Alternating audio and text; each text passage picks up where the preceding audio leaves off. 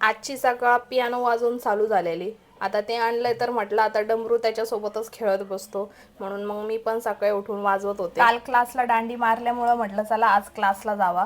तर जाता जाता सिग्नल लागलेला आणि सिग्नलमध्ये बघा मला मांजर दिसलेली, इतकी क्यूट. हिला बघून मला सुचीचीच आठवण आली. आता सुची कोण, तर सुची एक माझी मांजर होती जी मी पाळली होती लग्नाच्या आधी.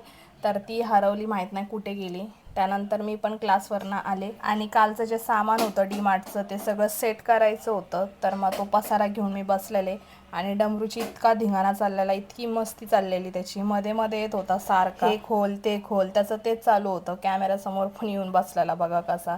सगळं सामान सेट वगैरे केलं आणि आता म्हटलं जरा आंघोळ करावा. तर आंघोळ करायच्या आधी डमरूची आणि माझी चाललेली मस्ती.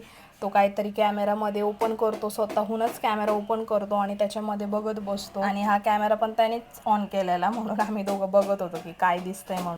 त्यानंतर मी गेलेले आंघोळ करायला. आंघोळ झाल्यानंतर मी बाहेर आले.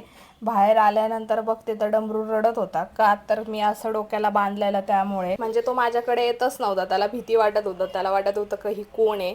मला तो ओळखत होता पण तो माझ्याकडे येत नव्हता. आणि माहीत नाही माझ्या होटांच्या तिथे काय झालंय, खूप दुखतंय ती फोडी.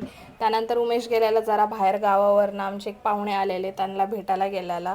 काहीतरी सामान आणायचं होतं त्यामुळे. तोपर्यंत डमरूची एक झोप झालेली आणि बघा उठून कसा राजा महाराजा सारखा बसलेला. तर मी त्याच्यासोबत जरा मज्जा घेत होते. संध्याकाळची जेवणं वगैरे झाले आणि दोघांचं बघा काय चाललेलं, बापलेकाचं वाजवत होते. आता त्या पियानोच्याच मागं लागलेल्या आहेत सध्या तरी. तर भेटूया उद्या, काळजी घ्या, बाय.